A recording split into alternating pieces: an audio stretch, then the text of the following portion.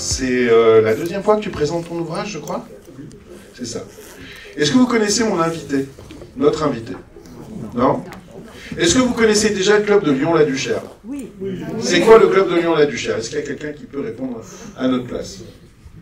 Est-ce que quelqu'un peut lever la main? J'ai vu qu'il y a pas mal d'étudiantes et d'étudiants, ou de gens un peu plus anciens comme Michel. Merci. Tu veux répondre? C'est quoi? Ah non, c'est un club de foot. Alors c'est un club de foot et puis c'est également une association qui développe des projets citoyens, comme par exemple l'insertion des jeunes, comme par exemple aussi des projets en matière d'écologie, comme par exemple aussi des projets de conférences comme ce soir, avec justement notre invité. C'est pour ça, tous les mois, on organise avec des intellectuels de divers bords, de diverses disciplines, des témoignages avec très souvent, là vous allez le voir, un court-métrage, un reportage, et puis après on peut poser des questions au public. Là aujourd'hui on présente l'ouvrage de Richard, qui est un ouvrage... Vous l'avez acheté ou pas? Pas encore, vous l'achèterez à la sortie. On remercie la Tête dans les étoiles, qui est justement notre partenaire ce soir, qui est une librairie du très beau 9e arrondissement. D'accord? Les Mangeurs d'étoiles, tout à fait. Effectivement, le monsieur à casquette qui ressemble à RG a bien raison. C'est les Mangeurs d'étoiles, excusez-moi. Les Mangeurs d'étoiles, qui est donc ce soir notre partenaire justement pour justement dédicacer après l'ouvrage. L'ouvrage qui parle des oubliés d'Action Directe, donc mon invité Richard va en parler beaucoup mieux que moi tout à l'heure. Et voilà, je ne sais pas si on peut rajouter quelque chose. Voilà, très simplement. Est-ce que vous avez des questions peut-être? À part le monsieur avec la casquette qui a l'air un peu énervé. On va peut-être présenter Richard. On va présenter Richard, tout à fait, effectivement. Voilà. Et Richard, donc, il est l'auteur de ce livre.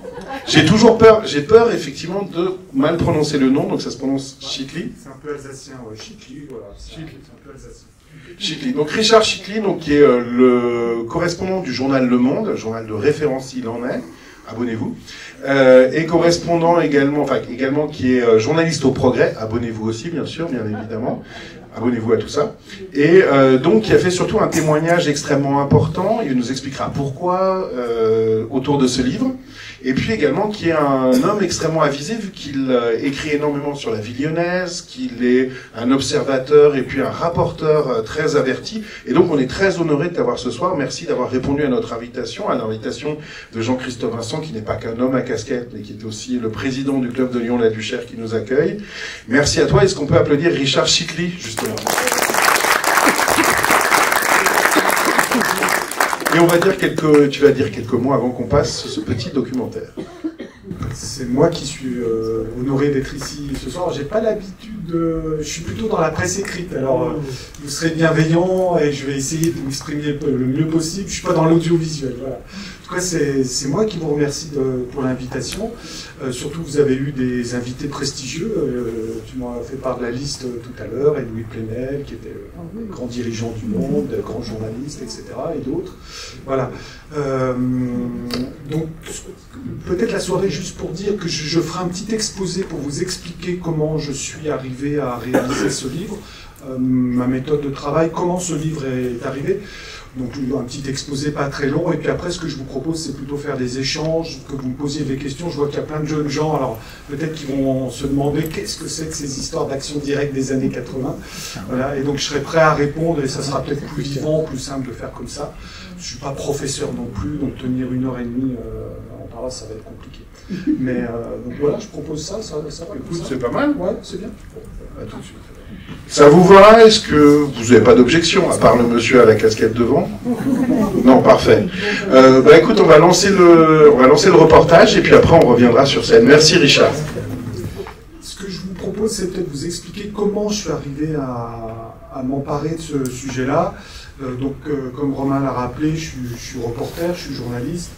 Et une grande partie de ma carrière, pendant près de 25 ans, j'ai fait ce qu'on appelle la chronique judiciaire, c'est-à-dire suivre les affaires judiciaires, suivre les faits divers. J'ai commencé dans le département de l'Ain, et puis je suis arrivé à Lyon au début des années 2000 dans cette rubrique. J'ai fait d'autres livres sur l'histoire du gang des Lyonnais, sur l'histoire du commissaire Néret, etc. Et à chaque fois, c'est pas des sujets que je choisissais. Je me levais pas le matin en disant tiens, j'ai envie de faire un livre, je vais choisir un sujet qui peut être porteur ou pas. c'est plutôt les sujets qui me tombaient dessus ou qui venaient à moi. Voilà. Et c'est typiquement le cas dans cette histoire, cette affaire d'Action Directe. Donc j'arrive à Lyon au début des années 2000, et une des premières grosses affaires, un des premiers faits divers importants que je vais traiter en 2002, c'est la découverte de 2 caches d'armes assez conséquentes dans le secteur de la Part-Dieu, dans 2 endroits de la Part-Dieu, des caches d'armes qui sont situées dans des sous-sols d'immeubles. Et des caches d'armes très très anciennes. Donc on est en 2002 et les armes, il y a de la dynamite, il y a des fusils mitrailleurs. Ça date de 15 ans en arrière en réalité. Donc ça dort dans ces sous-sols d'immeubles depuis 15 ans. Et alors ça fait évidemment beaucoup de bruit, il y a un déploiement policier. Donc quand on est journaliste, on est obligé de traiter ça, on se renseigne. Et là je découvre à ce moment-là que ces armes appartenaient à un groupe nommé Action Directe. Alors, à l'époque, j'avais fait un peu des études, j'avais une idée de ce que c'était qu'Action Directe, c'est-à-dire que c'était un groupe terroriste. On ne disait pas ultra-gauche à l'époque, on disait extrême-gauche. Ça revient un petit peu au même, hein, en réalité. D'ailleurs, les échos contemporains, c'est assez intéressant de faire des rapprochements. Et donc, ce groupe d'extrême-gauche, je le connaissais peut-être dans la salle, des gens qui sont plus près de ma génération, qui ont plutôt mon âge, c'était Jean-Marc Rouillant, Nathalie Ménigon, Joël Aubron, donc tout ce groupe d'Action Directe qui avait sévi à Paris, qui avait été arrêté dans une ferme à Vitry-aux-Loges, dont on avait, voilà, Action Directe, c'était surtout ces personnages-là. Et pour moi, c'était ça, Action Directe. Et je découvre donc en 2002 qu'il existait un groupe, une branche, comme on disait, d'Action Directe à Lyon. Alors bon, c'était découvert, et ces armes, il y avait plus de 300 kilos de matériel quand même découvert, donc c'était pas un petit groupe, c'était pas une petite branche passagère, c'était un vrai groupe bien structuré. Et donc, journaliste dans ce secteur-là, ça me reste en mémoire à ce moment-là, j'ai ça en tête. Et puis je vais continuer mon travail de chroniqueur judiciaire et je vais croiser dans mon métier beaucoup de policiers, beaucoup de magistrats, des anciens, etc. Et je croise à plusieurs reprises des enquêteurs et des magistrats qui ont travaillé sur ce fameux dossier d'Action Directe dans les années 80.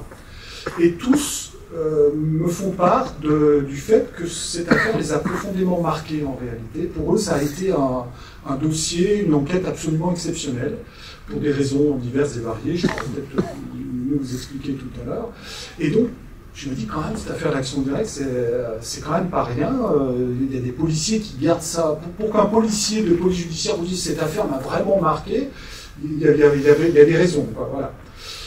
Et donc j'en croise plusieurs comme ça, et je commence à m'intéresser à ce moment-là, donc dans le courant des années 2000, et je recherche un petit peu, je regarde un petit peu les archives, et je me rends compte qu'effectivement cette branche lyonnaise, elle a été tout à fait particulière, singulière, et elle a un bilan important. Pour vous résumer, pour vous planter un petit peu le décor, c'est un groupe donc de militants d'extrême gauche qui s'est constitué au tout début des années 80 et qui a vécu à Lyon en pleine clandestinité, ce qu'aujourd'hui on a du mal à imaginer. Il faut imaginer un groupe de 4 à 5 personnes qui va vivre de manière complètement clandestine à Lyon et qui va commettre deux séries de faits criminels sous l'angle judiciaire.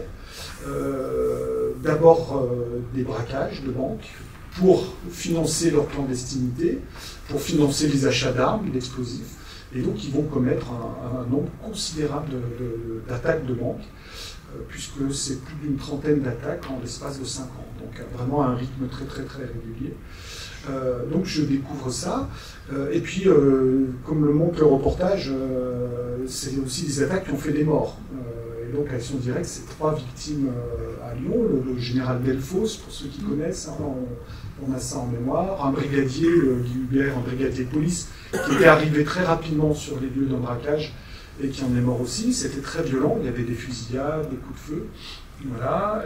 Et puis un convoyeur de fonds, si on l'a rapidement entendu là. Voilà. Donc un groupe meurtrier qui fait des braquages dans la région lyonnaise et dans la région stéphanoise aussi.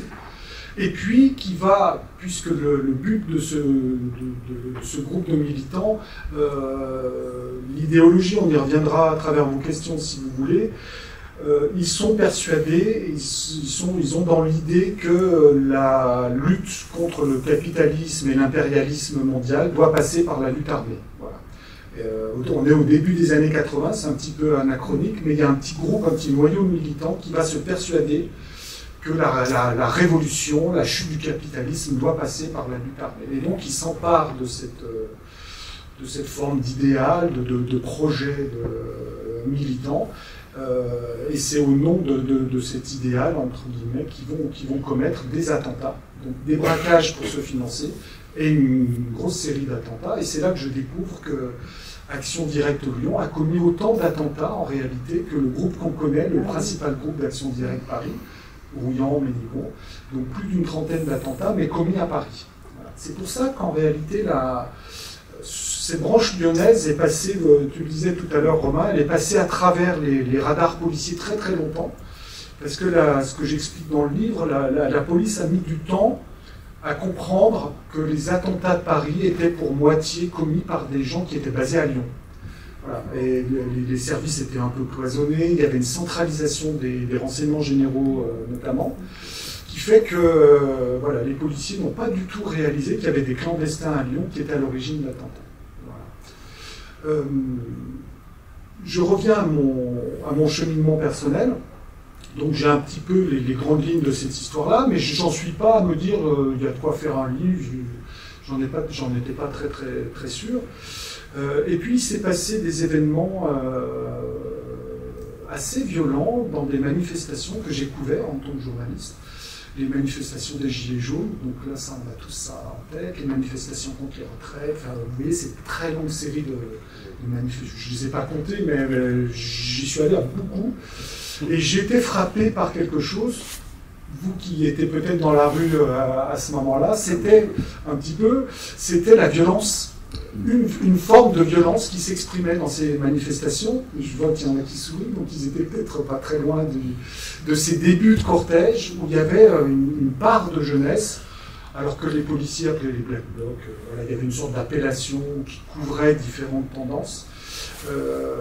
Mais j'ai été vraiment frappé par la violence qui s'exprimait, et aussi par autre chose, par le fait que ces jeunes gens, donc violents, qui s'affrontaient avec les forces de l'ordre, vraiment, il y a eu des épisodes, d'ailleurs sur le pont Lafayette, qui en 1968 avait été le théâtre d'un affrontement qui avait fait un mort.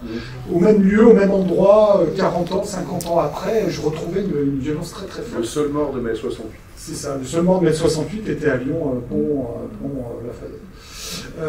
Et donc, ces jeunes gens, sur leur passage, ils collaient des autocollants qui étaient par exemple en hommage à Georges Ibrahim Abdallah. Je ne sais pas si vous situez ce personnage qui est un militant communiste d'origine libanaise, qui est toujours emprisonné en France, considéré par les militants communistes d'extrême gauche comme un prisonnier politique. Et je voyais ces jeunes gens de 20 ans coller des autocollants Ibrahim Abdallah, et quand on discutait avec eux, qui avaient parfaitement en mémoire le groupe d'Action Directe Lyon. Voilà. Pour qui c'était... Alors, une référence, je ne sais pas, je fais attention avec les mots qu'on emploie, mais qui en tout cas avait parfaitement en tête Action Directe. Et du coup, je me suis dit à ce moment-là qu'il y avait une frange de jeunesse aujourd'hui qui était un petit peu dans ce climat de violence, de révolte, qui n'était pas très loin de cette histoire des années 80. Et c'est là que j'ai eu le déclic et que je me suis dit, ça vaut peut-être le coup de raconter l'histoire d'Action Directe pour voir un petit peu les échos contemporains. Et en tout cas, ça m'a donné envie d'explorer l'histoire de la branche lyonnaise d'Action Directe. Voilà un petit peu la manière que ce sujet est venu à moi, si vous voulez, dont ce sujet est venu à moi. Voilà ce que je peux vous dire pour... donc après, une fois que j'ai enclenché ce travail, j'avais un problème. C'est que les archives sont encore couvertes, ne sont pas accessibles. Il y a vous savez, il y a des délais notamment pour les dossiers de justice, judiciaire. Il y a de très longs délais, au minimum de 70 ans avant qu'on puisse les consulter, que le public puisse les consulter. Et donc il m'a fallu obtenir des dérogations. Et voilà, ça a été tout un travail, et la Cour d'appel de Lyon, la direction de la police judiciaire m'ont accordé des dérogations pour que je puisse accéder. Alors c'est marrant parce que le film qu'on vient de voir, ça m'a fait un choc, parce que j'ai passé des années, en réalité, les dossiers que vous avez vus rapidement tout à l'heure. Voilà, j'ai vraiment passé plusieurs années aux archives départementales, donc à la Pardieu, à consulter ces archives, ces cartons d'archives. Il y en a des dizaines. Il y avait donc le dossier judiciaire entier, celui qu'on a vu, le dossier policier, qui est constitué d'une trentaine de cartons d'archives, et puis le dossier de la préfecture, c'est-à-dire des services de renseignement. Voilà. Et donc je me suis lancé là-dedans, de manière un peu permanente, un peu organisée, parce que c'est un très très gros volume. Mais en réalité, je ne m'ennuyais jamais, parce qu'à chaque fois que j'ouvrais un carton, et c'est ça, cette affaire, elle est absolument incroyable. À chaque fois que j'ouvrais un carton, il y avait un rebondissement, il y avait des détails, il y avait des personnages, enfin, c'était plein de vie en réalité aussi. Voilà. Et donc, une fois que j'ai accompli cette part d'archives, j'ai fait une liste de personnes, d'acteurs qui avaient connu cette époque-là. Et là, je suis allé à la rencontre des gens que je cite à la fin du livre, certains que je ne cite pas parce qu'ils ne veulent pas que je les cite. Monsieur Z. Monsieur Z, j'ai pas le droit de le citer, lui. Voilà, publiquement. Bon, on peut en parler tout de suite. C'est un des acteurs, un des membres du groupe d'action directe de Lyon, mais qui a commis des faits au tout début de la période, c'est-à-dire 1980 et avant juin 81. Et en juin 1981, les plus anciens s'en souviennent peut-être, il y a eu une loi d'amnistie votée par le nouveau pouvoir socialiste de l'époque en faveur de ce qu'on appelait les prisonniers politiques, parce que François Mitterrand avait un peu peur du syndrome irlandais notamment. Il y avait des prisonniers politiques en Irlande avec des grèves de la faim, des émeutes qui étaient déclenchées à cause de ça. Et en partie à cause de ça, François Mitterrand a été très gêné avec ses prisonniers d'action directe, puisqu'il y a eu des vagues d'arrestation. Jean-Marc Rouillant était en prison, Nathalie Ménilon. Et donc il y avait eu une amnistie en juin 1981. Voilà. Et donc tous les activistes d'action directe, toute première période, étaient ressortis de prison. Et mon monsieur X, mon Z, Z, tu l'as appelé Z. Z. Monsieur Z, lui, a bénéficié de la loi d'amnistie, parce que tous les faits qu'il concernait étaient avant juin 1980. Et donc, quand je suis allé le voir et que j'ai voulu solliciter son témoignage, il m'a fait comprendre que j'allais avoir des ennuis si je parlais de lui, parce qu'il ne voulait pas du tout. Et donc, avec l'éditeur, on aurait pu, avec son accord, parler de lui, mais il n'était pas d'accord. Donc, voilà. C'est une initiale, mais tous les faits le concernant sont scrupuleusement. Voilà le cheminement du livre après l'écriture. Et donc j'ai rencontré, si je voulais aussi dire ça, j'ai donc eu bien confirmation que tous les enquêteurs et les magistrats que j'ai vus qui avaient travaillé sur le dossier avaient été vraiment marqués par cette affaire-là. C'était quelque chose pour eux, pour plein de raisons. Des raisons que je partageais personnellement aussi, parce que ça renvoyait pour beaucoup à des questionnements sur l'engagement politique, sur à partir de quel moment la violence devient légitime ou pas. Donc il y avait tout pour les magistrats notamment, il y avait un vrai questionnement là-dessus. C'était une période, dans les années 80, où il y avait beaucoup de réflexions. Je trouve plus riche qu'aujourd'hui à ce niveau-là. Voilà. Bon, et donc j'ai rencontré des gens qui ont travaillé sur le dossier, et puis j'ai essayé de contacter ceux qui étaient les militants de l'époque et les membres du groupe d'action directe. Donc j'en ai rencontré plusieurs. Certains qui étaient prudents, et je les comprends, qui ne voulaient pas trop se livrer, ils ne savaient pas trop ce que j'allais faire de leur propos, c'est délicat. Et puis d'autres, au contraire, qui ont été très, très, très ouverts, coopératifs, qui avaient envie que s'écrive un peu l'histoire, leur histoire. Voilà. Des gens qui avaient pris du recul, voilà, qui considéraient qu'ils s'étaient laissés embarquer dans une aventure à une période de leur jeunesse. C'est des jeunes gens qui avaient 19, 20, 22 ans. Et ce que je décris dans le livre, ce qui est très particulier à la branche lyonnaise, c'est aussi un processus de radicalisation en réalité. C'est-à-dire parmi ce groupe, il y avait quelqu'un de plus âgé, on va reparler du personnage, qui s'appelle André Olivier, vous l'avez vu à l'image, qui est un professeur de français au lycée des Tchécoslovaques, plus âgé que les autres membres d'Action Directe de Lyon. Et c'est lui qui avait un petit peu l'emprise sur ces jeunes et qui les a amenés à se radicaliser, à rentrer dans la violence politique. Voilà. C'est aussi ça que je décris, et c'est ça que certains avaient envie de me raconter aussi, me dire à quel point ils étaient tombés eux-mêmes, ils s'étaient laissés tomber, ils ne s'exonéraient pas de leurs responsabilités, mais ils étaient tombés dans un piège un petit peu, et ça aussi j'ai trouvé que c'était important de le dire aujourd'hui. Je fais le rapprochement avec les jeunes gens que j'ai croisés dans les manifestations récentes, et j'avais envie de décrire aussi ce processus où les choses peuvent vite basculer, quoi.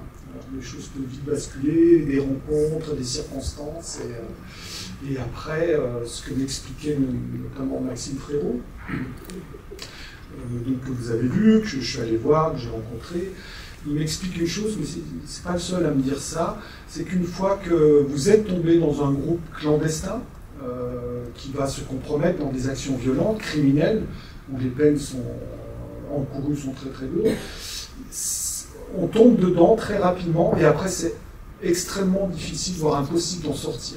Voilà, c'est que vous êtes pris dans une spirale, vous êtes compromis, et c'est très compliqué d'en sortir. Et ça aussi c'était intéressant à raconter. Certains avocats ont voulu plaider ça au procès, ils ont voulu convoquer des anciens de mai 68, qui avaient été des militants très violents, Gessébar, Rollin, etc., d'autres. Et ils n'ont jamais voulu venir témoigner en réalité, ils n'ont pas voulu venir aider ceux qui s'étaient égarés dans les groupes les plus violents. Voilà, donc j'ai trouvé que ça aussi c'était intéressant à raconter. Voilà ce que je peux dire. Et puis la dernière petite chose qui me tient à cœur, c'est que, alors j'ai découvert plein de choses, mais j'ai surtout découvert des personnages dont j'ai pas... comment je pourrais dire, dont je n'ai pas mesuré l'importance tout de suite, notamment un personnage féminin, que tu as relevé tout à l'heure, qui est Joëlle Crépet, on a cité un petit peu son nom là, la compagne d'André Olivier.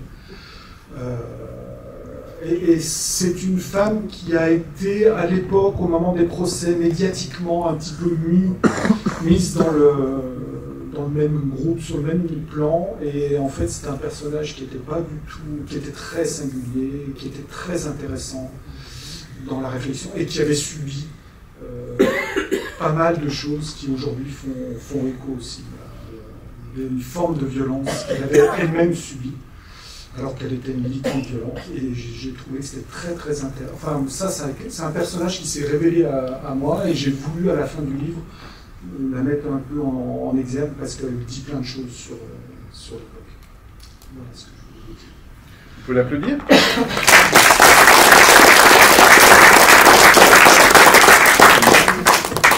Alors, juste excuser ici Myriam Picot qui vient de me dire qu'elle ne pouvait finalement pas venir parce qu'elle a un empêchement médical, m'a-t-elle dit, mais en tout cas, je pourrais remettre le livre très bientôt. Myriam Picot qui était une des avocates de l'affaire et qui devait venir ce soir.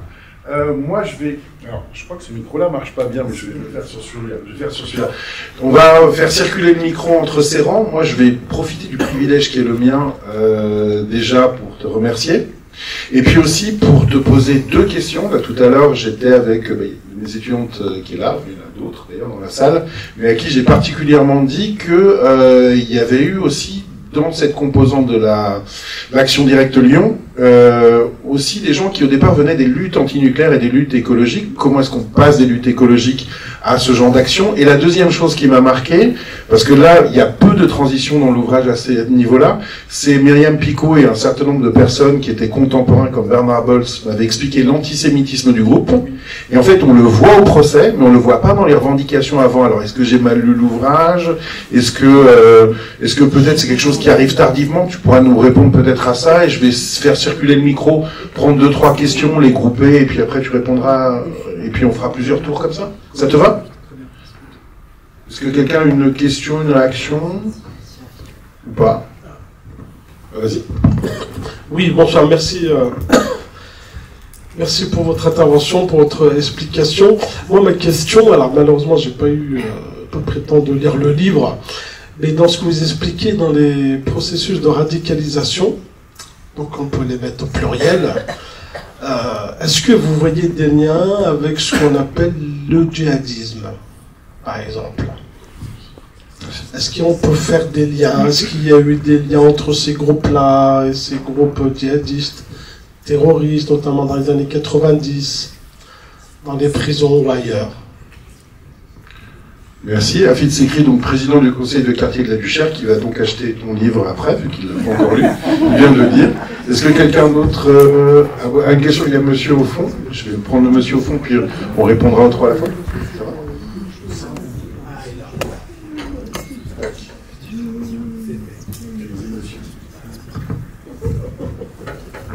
Merci.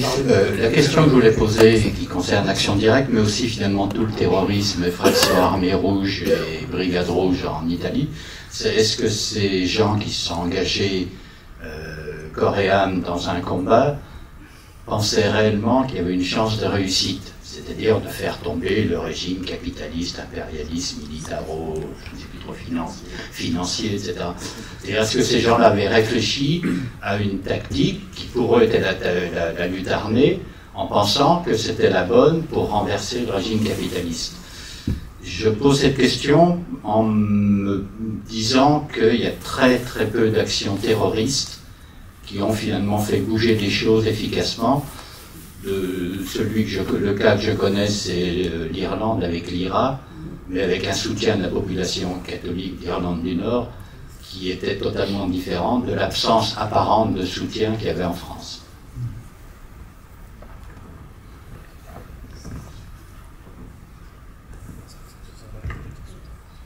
Oui, bonsoir. C'est pour savoir s'il y a eu des peines par contumace et s'il y a encore des vivants dans le groupe et s'ils sont encore tous en prison. S'ils font des tours de prison de droite et de gauche pour éviter la radicalisation à l'intérieur des prisons. On va peut-être commencer à répondre. Ouais, ça fait beaucoup de questions. C'est ce qu'on va faire, mais faut déjà que je récupère mon micro, monsieur la casquette. Bon, il va y avoir un deuxième bouquin, puis on aura un deuxième tour de questions. Puis vous savez, des fois, il y a des actions qu'on pourrait qualifier de terroristes qui fonctionnent. Par exemple, la prise de la Bastille. Est-ce que ça n'a pas fonctionné? Là, c'est un autre sujet, je te mets un truc trop lourd. Réponds juste aux questions, c'était juste une petite... Alors, pour répondre à la dernière question factuelle, donc il n'y a pas de condamnation par contumace. Tous les membres identifiés du groupe lyonnais d'Action Directe ont été condamnés à de très lourdes peines pour le noyau dur, à des peines de perpétuité pour 4 d'entre eux. Le dernier est sorti de prison, donc André Olivier, dont je viens de parler, il y a très peu de temps. Il est sorti au mois d'octobre de l'année dernière, après 38 ans et demi de détention. Il a fait un très très long parcours carcéral, parce que pendant très longtemps, il a refusé toute remise de peine, il restait vraiment dans une logique anti-système, et donc il est resté en détention jusqu'à une date très récente. Voilà. Maxime Frérot, lui, est sorti il y a une douzaine d'années maintenant, avec des remises de peine, etc. Voilà. Donc tous les membres condamnés d'Action Directe sont tous ressortis de détention. Mais si vous voulez, il y avait deux niveaux. Il y avait vraiment ce qu'on a appelé le noyau dur, les plus actifs qui ont participé aux actes les plus graves, et donc eux ont eu des peines lourdes, hein. Ils sont 5 à avoir eu des peines très très lourdes. Et puis les autres ont eu une participation qui n'a pas forcément duré longtemps. Il y en a qui ont participé quelques mois, qui ont fait quelques braquages, puis qui sont partis du groupe. Et donc il y a ce deuxième cercle, si vous voulez, a eu des peines un peu plus restreintes. Voilà, pour répondre à votre question. Alors, sur la question, ça va me permettre de répondre à votre question aussi, sur la question de la tactique, de la stratégie de ce groupe terroriste. Est-ce qu'ils pensaient vraiment renverser le système capitalisme? Ah bah oui, ils en étaient absolument persuadés. Il y a eu même Action Directe Paris a même rédigé un manifeste en 1982 un long document que je résume un peu dans le livre, qui va faire une théorie de la lutte armée. Et donc, eux, ils sont persuadés... Alors, je ne vais pas faire un cours d'histoire, hein, si vous voulez, mais moi, j'ai beaucoup travaillé. Du coup, je me suis vraiment plongé dans les origines, les racines d'Action Directe, les racines idéologiques. Et ça prend naissance en 1968, en réalité. C'est donc les révoltes de 1968, en gros, où il y a toute une génération qui va rêver d'une société plus libre, meilleure, etc. Et puis, ce rêve-là va se heurter à la réalité, va un peu s'évaporer, et progressivement, il y a des groupes qui vont se radicaliser après 1968, hein, notamment tout le courant de ce qu'on appelle la gauche prolétarienne, qui est un courant d'extrême gauche très fort, donc il y a des inspirations maoïstes, trotskistes, etc. Donc c'est tous ces courants d'extrême gauche qui vont se cristalliser après 1968 et dont certains vont générer déjà des groupes violents qui sont des services d'ordre, par exemple dans des manifestations, qui sont des groupes de militants qui vont aller enlever des cadres de la régie Renault pour se venger de la mort de certains militants dans les manifestations. Donc il va y avoir ce qu'on a appelé les NAPAP, etc. Tout un tas de groupuscules très violents. Donc la violence politique d'Action Directe, elle trouve son origine dans les mouvements radicaux post-68, en gros. Hein, c'est un peu ça l'histoire. Et donc, pour ces militants, et notamment Jean-Marc Rouillant et André Olivier, qui sont les deux fondateurs d'Action Directe. Hein, c'est-à-dire que Jean-Marc Rouillant et André Olivier vont se rencontrer à la prison de la Santé, je raconte ça en 1979, et c'est eux qui vont élaborer cette idée de constituer un groupe armé capable de renverser le capitalisme. Pourquoi ? Parce qu'ils sont persuadés que le désordre provoqué par la violence des attentats peut entraîner une répression, en réalité. C'est une sorte de théorie, c'est ce que j'appelle la spirale de la violence. C'est-à-dire que leur action violente va entraîner une réaction encore plus violente des institutions, et donc une adhésion populaire à leur action. Vous voyez, c'est un peu cette idée-là d'enclencher un mouvement populaire à partir de cette étincelle qu'eux auraient allumée. Voilà en gros leur idée, si vous voulez. Je vous explique un peu mieux dans le livre. Là, à l'oral, je ne suis pas très bon, mais... donc voilà cette idée-là. Alors, il y a un peu deux courants. Pourquoi ils vont se scinder d'ailleurs, André Olivier et Jean-Marc Rouillant?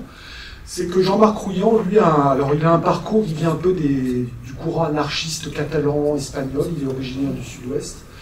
Et Jean-Marc Rouillant, avoir une grande admiration pour les autres groupes dont on a parlé tout à l'heure, terroristes des années, ce qu'on appelait les années de plomb, hein, les années 70-80, les Brigades Rouges en Italie, la RAF, la fraction armée rouge en Allemagne. Ce sont des groupes très très actifs, beaucoup plus actifs que les groupes français. Et donc Rouillant va avoir Et les indépendantistes basques surtout. Les basques, voilà, oui, tout à fait, voilà, c'est ça. Et donc Rouillant va avoir cette idée d'une alliance un peu européenne des groupes terroristes, hein, capables de renverser le capitalisme. Voilà. Tandis que lui, Olivier, va vraiment se replier sur une conception anticapitaliste plus franco-française, entre guillemets. C'est pour ça que les policiers vont finir par comprendre cette nuance dans les revendications. C'est-à-dire qu'il y a des séries d'attentats revendiqués par Action Directe, hein, entre 1982 et 1985, 86, puisque Maxime Frérot, tout seul, continue de certains attentats. Et ils vont voir que dans les revendications, il y a des nuances. Certaines revendications sont très internationalistes, sont très proches de la prose de la RAF allemande et des Brigades Rouges italiennes. Et puis il y a d'autres revendications qui sont très anticapitalistes, anti-impérialistes, mais contre les colonies, la colonisation française, etc. etc. Et donc ils vont se rendre compte qu'il y a deux groupes distincts. Voilà. Et ils vont analyser ensuite les machines à écrire qui ont tapé les revendications, et ils vont se rendre compte qu'il y a deux machines à écrire. Et ils se disent, bon ben voilà, il y a deux groupes. Mais ça, ils mettent des années à le comprendre. Et du coup, quand ils se disent il y a deux groupes, alors on connaît Rouillant, Ménigon, tout ça, mais quel est le deuxième? Et c'est là qu'ils vont revenir à André Olivier, qu'ils avaient connu au début des années 80, et qui vont le rechercher à Lyon, et que la piste d'Action Directe va redémarrer à Lyon en 85. Donc pour répondre à votre question, dans les revendications et dans les théories de lutte armée, il n'est pas question d'antisémitisme en réalité. Ce n'est pas une revendication. En revanche, et là il y a un écho très contemporain, il y a une grande opposition à la politique d'Israël. Il y a un antisionisme, mais vous voyez, hein, aujourd'hui c'est encore un débat, hein, cette frontière entre l'antisionisme et l'antisémitisme, quand est-ce qu'on passe de l'un à l'autre, est-ce que l'un n'entraîne pas l'autre, il y a vraiment un débat là-dessus. Et à cette époque-là, typiquement, André Olivier est très antisioniste, anti-impérialiste, donc contre très pro-palestinien, etc. Il est vraiment dans ce registre-là, d'une manière très radicale. Et on va se rendre compte au moment du procès que cet antisionisme, en fait, il déborde complètement dans l'antisémitisme, avec des réflexions qui ne doivent rien à l'antisémitisme le plus ancien et le plus radical des années 40, 30, etc. Donc il y a un vrai antisémitisme presque viscéral chez André Olivier. Voilà. Ce qui n'est pas le cas de Rouillant. Et les deux vont se brouiller aussi autour de cette question-là. Voilà. Ils ne s'entendent pas pour des raisons de caractère, mais aussi sur cette question politique et sur l'antisémitisme d'Olivier. Voilà. Donc ce n'est pas un antisémitisme affiché militant, mais il finit par exister et à s'exprimer, notamment au moment des procès. Et donc, par rapport à votre question sur le djihadisme, j'ai pas vu, moi, dans l'histoire d'Action Directe, des relations avec des groupes, tous les réseaux djihadistes, radicaux, islamistes, c'est un peu plus tard, hein, c'est les années 90. Donc il n'y a pas cette jonction-là avec les terroristes d'extrême gauche de l'époque. Voilà. En revanche, c'est pour ça que j'en parlais tout à l'heure, il y a vraiment un processus de radicalisation que je trouve, moi, assez similaire dans les techniques, dans la façon dont les jeunes sont endoctrinés. Il y a vraiment un parallèle. C'est plus de l'ordre de la fanatisation. Oui, une forme de fanatisation. Oui, voilà, on peut dire ça. Et j'en parle d'autant...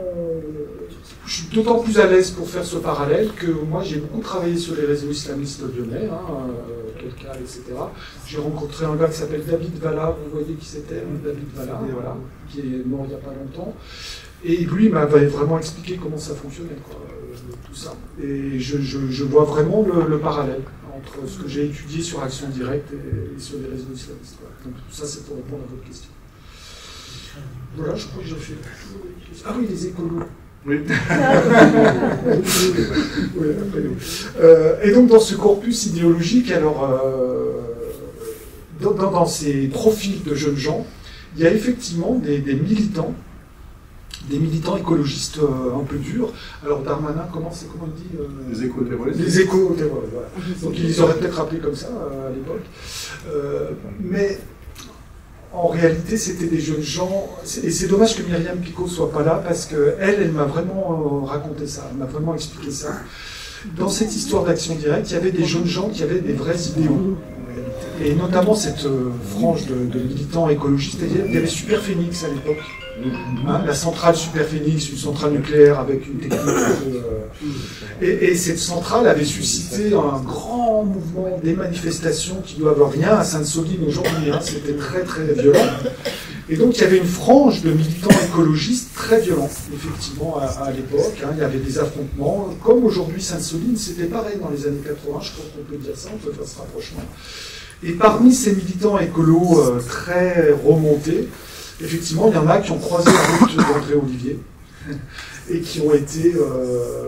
André Olivier a su les capter, a su capter leur colère, leur révolte, et leur a proposé la solution. Il leur a dit, voilà, vous voulez renverser ce système qui fait des centrales nucléaires, moi je vais vous proposer une lutte armée et on va s'attaquer à ce système pour de vrai. Et c'est comme ça qu'ils sont tombés dedans. Et donc voilà, mais c'était pas à la base, c'est un peu un jugement là que je commence à porter, mais je sors un peu de mon rôle, mais moi je trouve que c'était pas des jeunes gens qui étaient ces écologistes qui étaient versés sur la lutte armée quoi, au départ. Voilà, ils ont vraiment été entraînés là-dedans. Merci beaucoup. On va reprendre les questions. Donc il y a madame. Merci.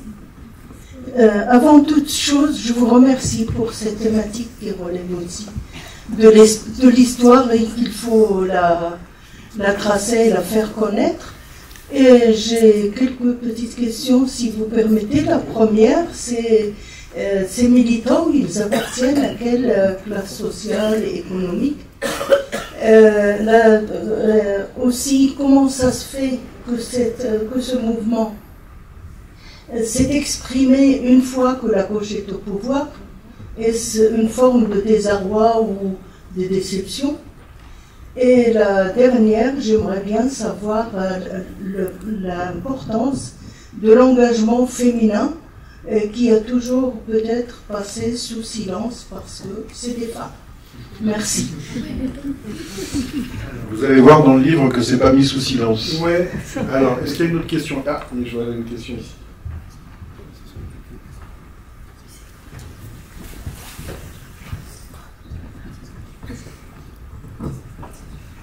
Oui, j'ai une question. La lutte armée, ça s'apprend. Comment apprenait-il ou s'apprenait-il ou s'entraînait-il? C'est vrai que quand on voit Maxime Frérot braquer tout seul des banques, on se demande où est-ce qu'il a appris ça. Il y avait une autre question, j'avais cru voir dans cette projet. Une autre question peut-être? Ah, voilà.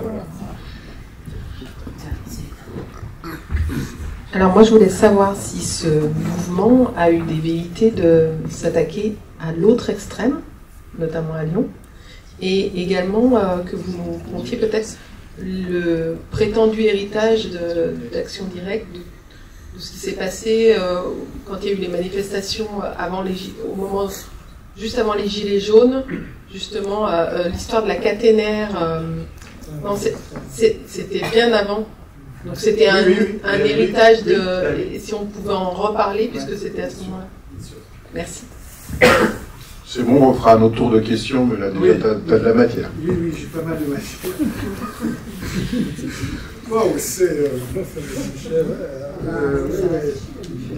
Le 9e arrondissement, c'est un lieu intellectuel, hein, tu sais, je t'avais dit. Hein. Ça peut s'améliorer encore plus. Alors, je vais peut-être partir de la question sur les classes sociales des jeunes gens qui ont fait partie du groupe Action Directe Lyon. C'est des classes sociales assez diversifiées, mais plutôt aisées, en réalité. Plutôt aisées. Alors, André Olivier, le leader, qui a un quadragénaire, hein, qui est plus âgé que le reste du groupe, lui vient de la région de Vienne, dans l'Isère. C'est un fils unique de parents qui sont cadres administratifs, famille sans histoire, la maman elle travaille à la sécurité sociale, le papa dans l'armée, enfin voilà. Donc c'est un milieu tout à fait classe moyenne, sans militantisme particulier. Et lui va se radicaliser en faisant ses études de lettres et en croisant des milieux, des courants trotskistes et de la gauche prolétarienne. Voilà. Lui, il va croiser ce courant-là à la fin des années 70, et c'est ça qui va l'imprimer, si vous voulez. Fin des années 60.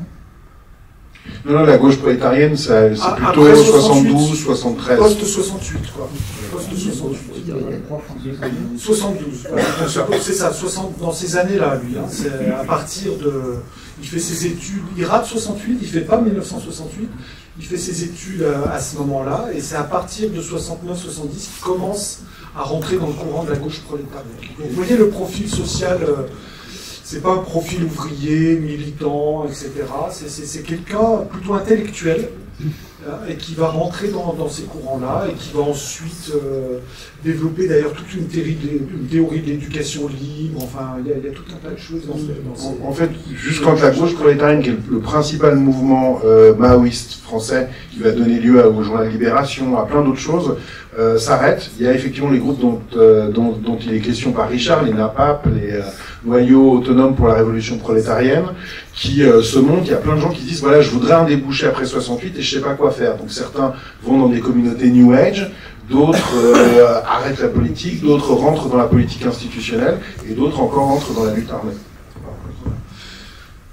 Donc voilà, c'est exactement ça, le processus. Donc vous voyez ce profil d'André Olivier, on le retrouve avec les autres jeunes gens. Alors, les premières recrues, ce sont ses propres élèves, en réalité, hein, ceux qui ont été en classe de français au lycée des Tchécoslovaques, dont Maxime Frérot, que vous avez eu, dont Z, dont je ne peux pas citer le nom.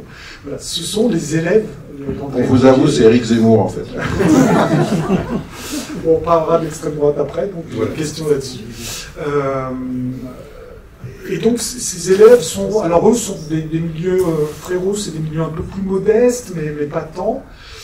Et ils vont être vraiment, ça va être un gourou, quoi, André Olivier. Hein. Ça va vraiment être quelqu'un qui va exercer une emprise sur ces jeunes gens et qui va capter. Alors le trait commun de beaucoup de ces jeunes gens, c'est aussi une rupture familiale. Alors c'est un peu tarte à la crème de dire ça, mais c'est un problème avec l'autorité aussi. Hein, donc un problème d'image du père, etc. Donc des repères qui sont un petit peu flous. Et André Olivier va très bien capter ça et va leur proposer des solutions et va servir un peu de repère, de tuteur pour des jeunes gens qui sont un peu comme ça en mal de repère. Voilà, on retrouve pas mal ce profil-là.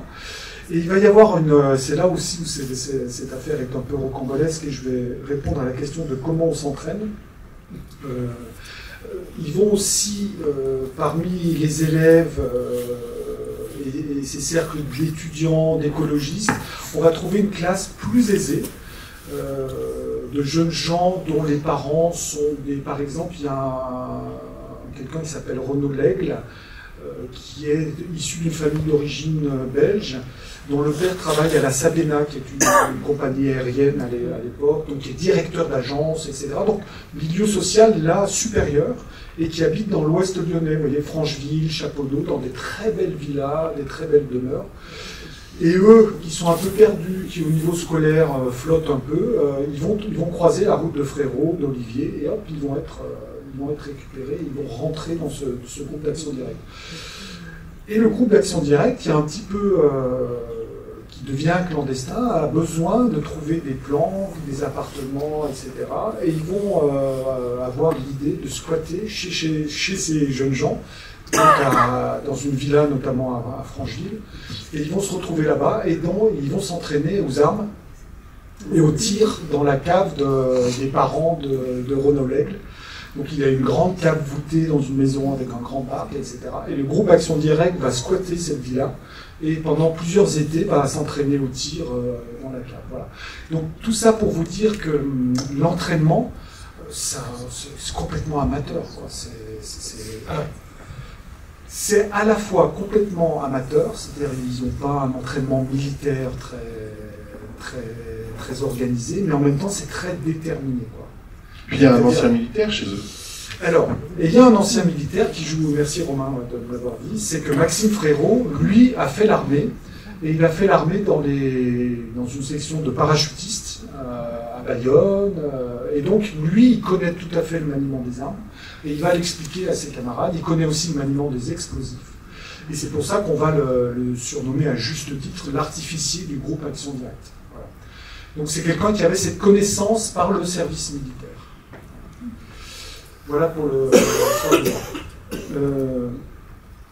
alors, on a décrit un peu les origines idéologiques d'Action Directe. C'est vrai qu'il y a un rapport compliqué avec la gauche socialiste, la gauche social-démocrate de l'époque. Et ce sont des militants qui sont issus du courant maoïste, et donc pour eux, la social-démocratie, c'est l'ennemi à battre en réalité. Et donc, l'erreur du pouvoir socialiste en 81, c'est d'avoir cru par l'amnistie avoir signé en quelque sorte une paix des braves avec ces groupes radicaux, sauf qu'après l'amnistie, ils vont très vite se reconstituer, et les policiers que j'ai rencontrés m'ont dit, je les avais prévenus, notamment les renseignements généraux, m'ont dit, mais non, ce sont des gens qui sont absolument opposés à la social-démocratie, et donc ils se sont reconstitués après l'amnistie, ils se sont armés, organisés, et ça a recommencé. Voilà. Donc il y a vraiment ce phénomène-là. Et Mitterrand, alors ce que j'explique dans le livre, j'ai trouvé ça, aujourd'hui on aurait peut-être du mal à imaginer ça. Il avait une double stratégie, c'est-à-dire qu'il avait un côté amnistie, et en même temps on va essayer de négocier avec eux. Donc il y avait la fameuse cellule de l'Élysée, les super gendarmes de François Mitterrand, qui étaient chargés de prendre contact avec les groupes d'action directe à Paris, pour essayer d'avoir un canal de discussion avec eux, et il espérait comme ça les contenir. Et ça a été une erreur, parce que jusqu'au bout, Action Directe s'est radicalisée, la violence s'est montée.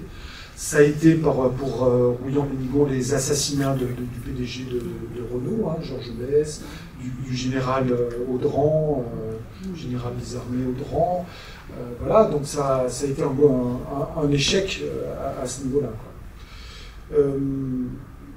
Dans cette galaxie, donc je réponds à votre question, madame, sur le rôle des femmes. Effectivement, il y a des militantes dans les deux groupes d'action directe qui jouent un rôle très très important, et je pense à Nathalie Ménigaud et Joëlle Aubron, qui sont deux femmes qui ont été parmi les plus virulentes du groupe Action Directe de Paris.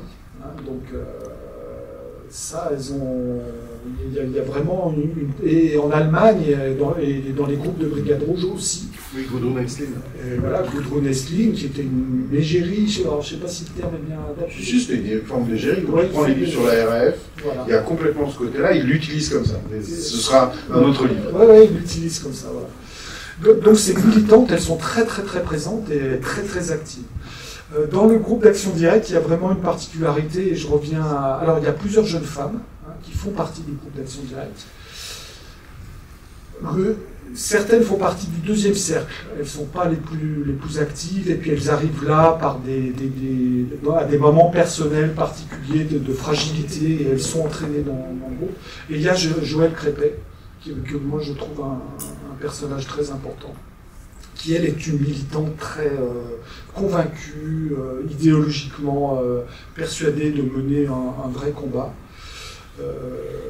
mais qui en même temps, je ne vais pas trop en dire parce que sinon, qui en même temps subit elle-même des violences à l'intérieur du groupe.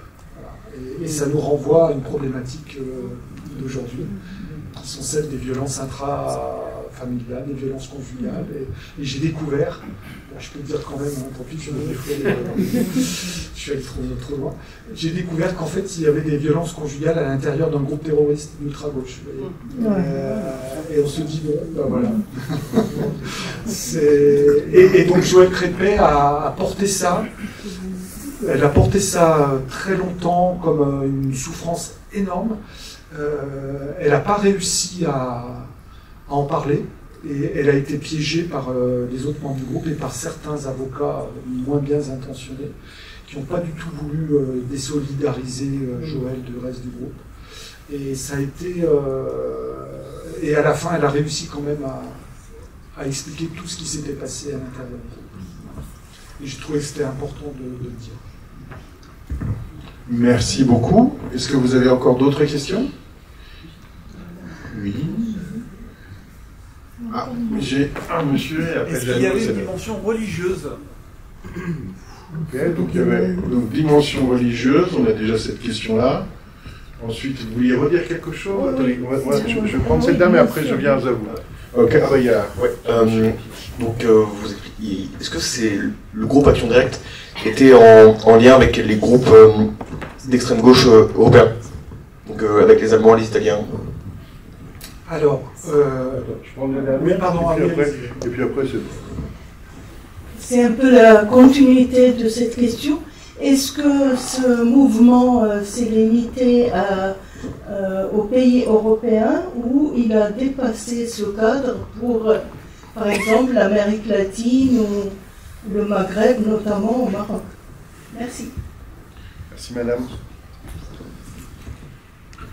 Alors, Action Directe, c'est pas non plus les FARC, c'est pas non plus l'IRA, c'est quand même des groupes très marginaux. Hein. Ils ont fait beaucoup de morts, ils ont fait voilà, mais c'est quand même très très marginal. Ils ont fait beaucoup de bruit parce que c'est leur violence hein, qui a fait parler d'eux, mais ils n'ont pas eu une influence extrême dans la pensée révolutionnaire française, quoi, très franchement. Enfin, je trouve, je suis peut-être un peu sévère, mais voilà, c'est quand même très marginal. En revanche, pour répondre à la question du jeune homme, le groupe de Paris avait des relations avec les groupes Brigade Rouge et RAF allemande. Là, il y avait vraiment des contacts, il y avait vraiment une... Il y a même eu une fusion à un moment entre la RAF et Action Directe Paris. Oui, tout à fait. Et où on sent que la RAF, d'ailleurs, a pris un peu la main. Et Louis Plenel, que vous avez revu ici, que vous avez reçu ici, avait fait un très bon article à l'époque. Il avait complètement analysé le fait que la RAF allemande avait pris la main sur Action Directe. Ouais, c'était suite au communiqué commun en disant voilà, on fusionne les mouvements révolutionnaires européens à ce sujet. Voilà. Et on sentait que c'était une traduction allemande dans le texte français. Voilà. Donc oui, il y avait des contacts. En revanche, le groupe de Lyon, il était vraiment complètement autonome, et j'allais dire même isolé. Hein, et Rouillant, Olivier ne se parlaient plus du tout, et donc Olivier, lui, continuait tout seul dans son coin, à la fois les exactions à Lyon, et puis les attentats à Paris. C'est ça qui est quand même très particulier dans ce groupe lyonnais, c'est que le groupe était clandestin à Lyon, il faisait ses braquages à Lyon, et il allait commettre des attentats à Paris. Et les deux groupes d'Action Directe ne se concertaient pas du tout hein, pour faire ça. C'est vraiment les initiatives d'André Olivier qui jouaient. Donc voilà, est-ce qu'il y avait une autre... Dimension religieuse. Ah oui. Non, je dirais. Je vois pas de... Alors, il y a eu un attentat contre des institutions de l'évêché à Paris. Donc, il y avait plutôt un côté anti-système, quoi, anti-religieux dans le sens anti-institution. Mais pas tant que ça. Ma question, je la pose parce que pour intervenir comme ça sur quelque chose qui est un petit peu désespéré, ou qui peut paraître avec une très faible chance de succès, il faut un peu avoir la foi. Et donc, d'où ma question, est-ce qu'il y a une dimension religieuse? Alors, mais vous avez répondu. Alors, en fait, il y a quelques tracts, surtout sur la version de Paris, mais tu le mentionnes aussi dans ton livre, et puis on trouve aussi quelques éléments dans une librairie sympathisante dans un arrondissement central de Lyon. C'est en fait la croyance dans le fait que le prolétariat va forcément gagner à la fin. Donc c'est une croyance qui est quasi religieuse. Par contre, sur la question, notamment vis-à-vis du catholicisme, il y a clairement un positionnement anticatholique qui dit que le catholicisme, ils reprennent la première partie de la phrase de Marx sur l'opium du capitalisme, sur la religion, l'opium du peuple. En fait, la phrase est beaucoup plus longue. Elle explique que la religion, c'est aussi l'espérance. Mais ils expliquent ça et ils s'attaquent à l'Église catholique comme institution qui est conservatrice. Là, vraiment, pour le coup, c'est le seul aspect religieux qu'on peut voir. Excuse-moi. Oui, c'est ça. Oui, comme un agent de l'oppression, quoi, général, c'est ça. Mais bon, oui, ils avaient la foi, ouais. Ouais, ils avaient la foi quelque part. Ils avaient une forme de... Ouais, ils croyaient vraiment en ce qu'ils faisaient. Ils étaient très déterminés, quoi. Très déterminés. Alors, le noyau dur était très déterminé du début à la fin. Et certains, au début, rentrent dans ce processus de radicalisation, vont commettre des actions et après, ils veulent en sortir. Et là, c'est compliqué. Et là, il y en a qui mettent du temps, il y en a qui prennent la fuite dans des conditions un peu rocambolesques, parce qu'ils ne veulent plus entendre parler de violence, ils voient très bien que ça tourne mal, qu'il y a des morts, ils prennent peur. Et voilà, donc il y a toute ce que j'appelle le deuxième cercle qui passe dans le groupe et puis qui en ressort. On va prendre un dernier tour de questions. Moi, j'avais deux réactions par rapport à ce que tu dis sur la contemporanéité. Ah oui, il y avait cette question.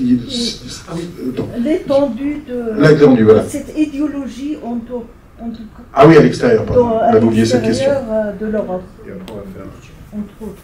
Je pense que les groupes d'action directe à l'extérieur de l'Europe, à part leurs partenaires de l'époque... En Guadeloupe. Ah oui, il y a ça aussi. Alors, j'ai lu ton livre. C'est dans le livre? Oui, alors c'est pas tout à fait... Oui, parce qu'il y a... J'exagère un peu. Oui, c'est pour vendre du livre, hein, parce qu'il y a notre ami libraire qui est là. Oui, il se trouve que par le hasard des rencontres, les activistes lyonnais d'Action Directe vont rencontrer des Guadeloupéens qui font leurs études à Roanne. Et ils vont avoir l'idée, André Olivier va avoir l'idée de se dire « Ah, mais on va faire un super groupe, des super actions anti-impérialistes, anti-colonialistes, grâce à nos amis guadeloupéens. » Et donc il va recruter ces jeunes Guadeloupéens qui seront à visage découvert pour bien signifier que le peuple d'outre-mer se révolte avec eux. Et ils vont commettre des attentats sous l'appellation Affiche Rouge. C'est les deux seuls attentats à Lyon, sur le sol lyonnais, avec ces Guadeloupéens. Donc c'est cette idée que... Voilà. Mais bon, c'est pas franchement l'influence d'Action Directe en Guadeloupe ou en Martinique. Mais il me semble que l'idéologie a pu traverser la Méditerranée, ou en tout cas en Amérique latine, mais qui n'est pas passé à cette violence et cette... Oui, alors ça dépasse mes compétences après. Oui, parce que vous avez raison, c'est-à-dire que c'est aussi une époque, les années 80, 70-80, où sur le sol français, il n'y a pas qu'Action Directe qui commet des attentats. Il y a tout ce qu'on a, la cause arabe, les groupes, il y a le terroriste Carlos, etc., qui lui rêve d'une grande internationale terroriste, etc. Donc on est dans ce contexte-là. Kadhafi à l'époque. Voilà. Donc oui, vous avez raison dans ce sens-là. On va prendre un dernier tour de questions. Moi, il y a quelque chose dans la contemporanéité que tu as évoqué et qui me fait penser à quelque chose qu'a dit Afid tout à l'heure. C'est la stratégie de l'attention. Je m'explique. La stratégie de l'attention, c'est en gros essayer que l'appareil d'État devienne très répressif pour diviser. Et en fait, les groupes djihadistes, aujourd'hui, ils utilisent ça. C'est-à-dire, quand ils vont faire des attentats au Bataclan, c'est pour que la frange la plus progressiste, à la limite du pays, s'énerve contre les musulmans, que ça amène à des tensions entre nos compatriotes musulmans et nos compatriotes pas musulmans. Et c'est cette stratégie de l'attention que l'appareil d'État se transforme en islamophobie, etc., qu'essaye de faire les terroristes islamistes, qui est un peu la même chose, en fait, en gros, que ce qu'essayait de faire Action Directe, alors sur d'autres idéologies. Sur la question de l'Amérique latine, si vous voulez, on pourra parler du Sentier Lumineux au Pérou, qui était vraiment un mouvement extrêmement dangereux, ou des FARC, ou de l'EZLN en Colombie. Il y a encore des groupes terroristes beaucoup plus forts, d'ailleurs en Amérique latine. On va prendre les dernières questions, si ça vous dit, puis après on aura l'occasion de boire le verre de l'amitié avec le club de Lyon-la-Duchère, qui est vraiment un très beau club de foot, venez nous voir. Et j'ai vu qu'il y avait des questions. On va prendre justement le dernier tour de questions et après on ira boire le verre. Et vous pourrez discuter avec l'auteur et acheter son livre et se faire dédicacer. C'est à toi. En fait, non, juste, j'avais posé des questions, puis vous les avez oubliées parce qu'il y a beaucoup de questions. Donc j'avais demandé si ils avaient des velléités de lutter contre les autres extrêmes. Et le lien avec les attentats, ce qui s'était passé au niveau des caténaires, du TGV, là, du temps de... Voilà, vous vous souvenez? Voilà. Ok, est-ce qu'il y a une autre question qu'on aura oubliée ou d'autres personnes qui veulent poser des questions? Ah, monsieur.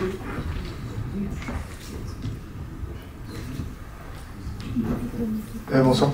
Je voulais savoir, moi il y a un truc, un peu une réflexion. Est-ce que c'est pas un peu hasardeux de faire le lien avec Action Directe et les mouvements plus contemporains aujourd'hui, surtout que le seul événement qui y ressemble, c'est Luigi Mangione aux États-Unis avec le PDG.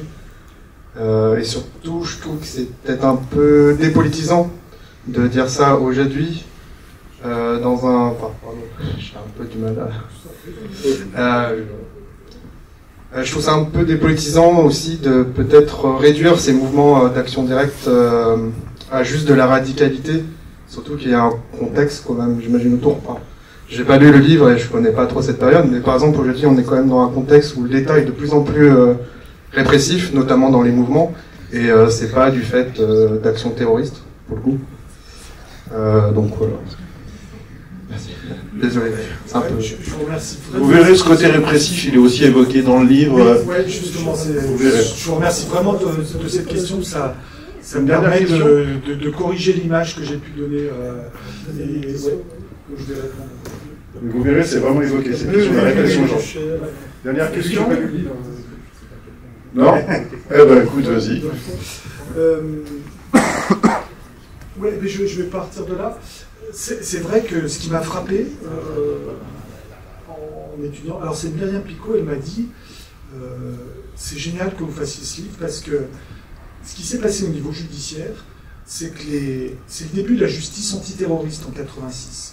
C'est les premiers procès antiterroristes. C'est la centralisation du parquet antiterroriste. C'est à ce moment-là que ça va se créer, justement, en partie en réaction à Action Directe et tous les autres mouvements terroristes de l'époque. Et du coup, la justice, elle va couper en deux l'affaire Action Directe de Lyon. Elle va juger à Lyon les braquages. Donc ça va réduire, et c'est vrai ce que vous dites, ça va réduire l'image de ce groupe à de vulgaires gangsters, braqueurs, qui ont fait des morts, etc., pour une raison qu'on ignore. Et donc tout leur mobile, si vous voulez, tout leur idéal, en plus ou moins dévoyé, hein, moi je juge pas, ils passent complètement à la trappe. Et on va juger les attentats qu'ils ont commis à Paris plus tard dans un autre procès, ce qu'on a entendu là, dans le reportage. Et donc vous avez raison, c'est que et donc Myriam, elle me dit c'est génial parce que dans votre livre en fait vous allez réunir, vous allez recoller un peu les morceaux et vous allez parler de ce qui a fait quand même des idéaux d'une jeunesse qui s'est trompée, qui a utilisé la violence, etc. Et c'est bien de le faire, parce qu'il faut quand même connecter, il ne faut pas juste dire que c'était des voyous sans foi ni loi, c'est pas vrai. Il y a un vrai contexte politique, idéologique, qui explique un peu tout ça. Et du coup, ce que j'explique aussi, c'est ce que j'ai découvert ça, j'ai ressenti ça en travaillant sur ces jeunes gens, c'est ce que j'appelle un peu la spirale de la violence. Et ça rejoint votre question, c'est-à-dire que oui, ces groupes armés avaient une théorie de renversement, de provoquer l'État, l'appareil répressif, pour mieux dénoncer la violence en retour, et donc de provoquer un effet d'entraînement, c'était leur stratégie. Mais dès 1968, et notamment à Lyon, je suis très ému quand que je parle d'elle, parce qu'elle a disparu avant l'apparition du livre, c'est Claire Ozias, qui a fait partie du mouvement du 22 mars lyonnais, donc le mouvement Cohn-Bendit lyonnais, de Claire, et elle m'expliquait qu'en fait la répression, elle était quand même féroce. Effectivement, et notamment en 68 à Lyon sur le pont Lafayette, c'était quand même pas de la rigolade. Et donc, il y a une vraie spirale de la violence, c'est-à-dire qu'il y a une vraie répression qui est très dure, et il y a une part de la jeunesse qui reçoit cette répression, cette violence, et qui du coup, quand on reçoit de la violence, ça génère de la violence, et ça crée une spirale. Et moi, je fais vraiment le parallèle entre ce contexte des années post-68 et ce que j'ai vu dans les manifestations aujourd'hui, parce que je suis désolé, dans les manifestations aujourd'hui, il y avait des jeunes très violents, et en même temps, il y avait quand même parfois des consignes, il y avait une gestion des manifestations qui était aussi très violente. Alors, évidemment, les uns disent mais c'est de la faute de l'autre, après, voilà, c'est compliqué, hein, mais ça crée une forme de spirale où chacun se renvoie sa violence et génère la violence de l'autre. Il y a même beaucoup de manifestants pacifistes qui n'ont rien fait, qui se prennent des choses. Hein. Oui, moi, j'ai jamais eu aussi peur en manif que ces dernières années. Voilà. Et donc, vous avez raison. Vous avez raison de dire ça. Mais ça, dans le livre, j'essaie de l'expliquer. C'est vrai qu'il ne faut pas être... Il y avait des questions, madame. Et donc, ça m'amène à répondre à votre question. Et oui, dans les rapprochements, les groupes... comment il s'appelle? J'ai un trou de mémoire. Tarnac. Groupe de Tarnac. Je disais Carnac. Tarnac, voilà. Le groupe de Tarnac dans l'insurrection qui vient. L'insurrection qui vient, toutes ces théories, toutes ces... Acheter au vengeur d'étoiles. C'est vrai que c'est troublant. C'est vrai que c'est troublant dans ces... Alors, c'est pas des attentats violents contre... Mais il y a quelque chose de l'époque, hein, de cibler des structures pour essayer de déstabiliser, d'entraîner un mouvement. Moi, je trouve qu'il y a vraiment un écho. Mais au coup, avec un argument écologique. Oui. Mais il n'y a pas eu de suite juridique. Non, ça a été compliqué judiciairement. Ils ont eu du mal à imputer toutes ces... Parce que le dossier il avait été un petit peu mené aussi par les services de manière particulière. Oui, voilà. Et puis il y avait la question de l'extrême droite. Est-ce qu'ils s'en sont pris à l'extrême droite? Alors oui, tout à fait. Il y a tout à fait une tendance au sein d'Action Directe, on dirait antifa aujourd'hui. Complètement. Donc là, il y a vraiment une tendance antifasciste chez les militants d'Action Directe très très violente. Et il y a des attentats ciblés, notamment du groupe lyonnais, qui va viser plusieurs fois, d'ailleurs le journal Minute à Paris, qui va cibler des médias qui à l'époque, il y avait un débat. Est-ce que vous connaissez toutes et tous le journal Minute? Vous avez de la chance. C'est un journal, à côté CNews, c'est des gentils. C'est un peu ça. Donc ils ont ciblé Minute, ils ont aussi ciblé France 2, Radio France à un moment où les médias recevaient Jean-Marie Le Pen pour une émission politique. Et il y avait un débat à l'époque, est-ce qu'on doit recevoir, vous imaginez, est-ce qu'on doit recevoir, est-ce qu'on doit faire parler Jean-Marie Le Pen, même dans les rédactions de journaux, entre journalistes, on était très déchirés, on disait mais les interviews de Le Pen, pas question quoi. On donne la parole à des gens qui sont... Vous vous rendez compte, aujourd'hui, le débat il est un peu dépassé. Tout ça pour vous dire que les militants d'Action Directe Lyon avaient vraiment cette culture antifasciste et donc ciblaient les attentats par rapport à ça. Ok. Merci à vous. On va déjà remercier notre invité de la soirée. Merci d'être venu.